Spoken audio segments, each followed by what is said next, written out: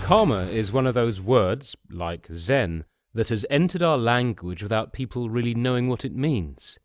People often take it to mean that anything that happens to you is the result of something you have done in the past.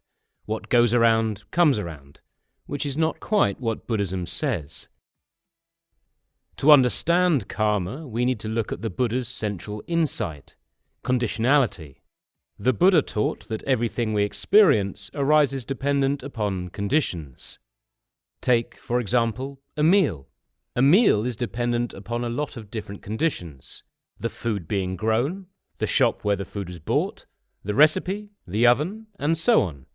Take one of these conditions away and there is no meal. This doesn't just apply to food, but to all phenomena. From flowers to skyscrapers, from getting drunk to the stock market, all are dependent on conditions. In fact, everything is joined up in an infinite web of conditions. No things exist independently. In fact, what we call things are really more like processes. But things are not connected randomly.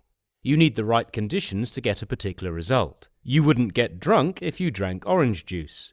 You couldn't cook a meal by putting it in the fridge.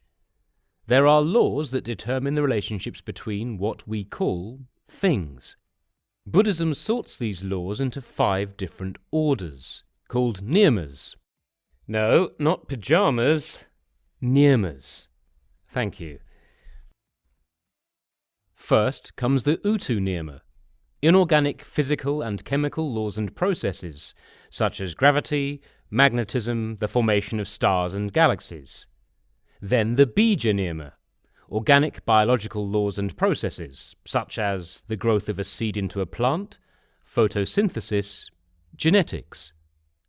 The Mano niyama, laws and processes such as perception and instinctual activity, such as the salmon finding their way home or migrating birds.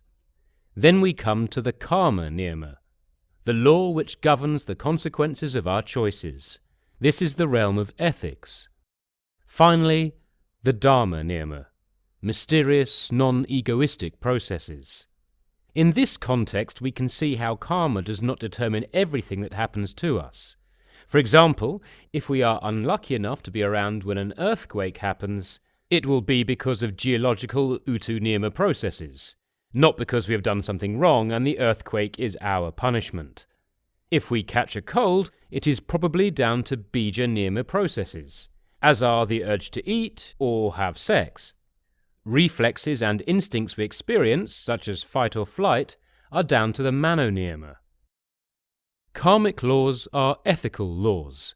They determine that if we act from a kindness, generosity and wisdom, the results will be largely positive for us and those around us, and result in us becoming a more fulfilled, contented person.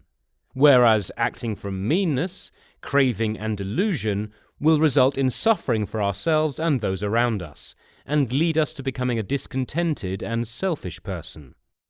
Why is this? According to Buddhism, much of our suffering derives from the delusion we hold that we exist as a fixed, separate self, rather than a flow of conditions, a process. And selfish acts reinforce this delusion, imprisoning us in ourselves, whereas positive acts of kindness loosen the bonds of self and make us feel more connected with others. Just like gravity, karma is built into reality. This really puts morality in a different light. Just as the law of gravity means that an apple will predictably fall to earth, so the law of karma means that our actions will predictably shape the people we become, for better or for worse. We should not act morally because of some external agent, such as God wants us to, or for sentimental reasons, or because of convention, but because we can rely on the fact that the actions we perform today will modify our minds, our characters, and our relationships into the future. The Buddha said, "I am the owner of my actions, heir to my actions, born of my actions. Whatever I do, for good or for evil, to that will I fall heir." Karma really puts our life in our hands. So, whatever the situation we find ourselves in, we can use the law of karma to free ourselves from negative habits and grow to as yet unimagined heights. What's more, if we increasingly act from selfless motivation, our crude self begins to fade, and we begin to allow transcendental forces to move through us. The mysterious Dharma Nema processes. They are the processes which allow a Buddha to come into the world. But more on those in another video.